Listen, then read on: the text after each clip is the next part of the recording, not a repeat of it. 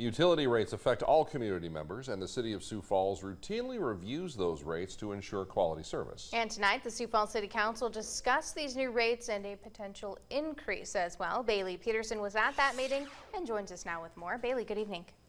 Brian and Andrea, a potential increase could be on the horizon for residents paying utility bills in Sioux Falls.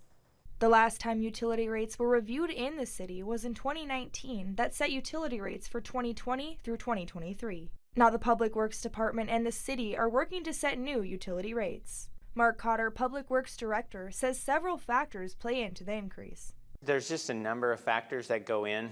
We talked about certainly inflation as we've seen it. We've seen the cost of treatment chemicals go up by almost 60%, but it's also we've got to continually invest in the infrastructure that's below ground. These utilities include water, water reclamation, storm drainage, sanitary landfill, and city light and power. He says an increase has been long coming. For the last rate package that went through in 2019 that set rates for 2020 through 2023, there was no rate increase for water or landfill. In fact, 6 of the last 10 years for water, there's not been a rate increase, and landfill has not had a rate increase for 9 years. He also discussed the impact this could have for residents. For the average person, when we look at consumption rates and we have over 60,000 customers, that average rate change for just their water and wastewater bill would be about $4.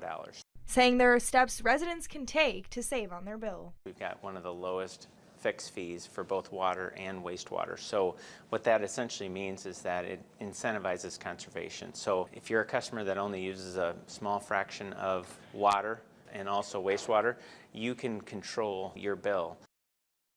Now, if approved by City Council, the proposed rates would go into effect on January 1st of 2024. Brian and Andrea.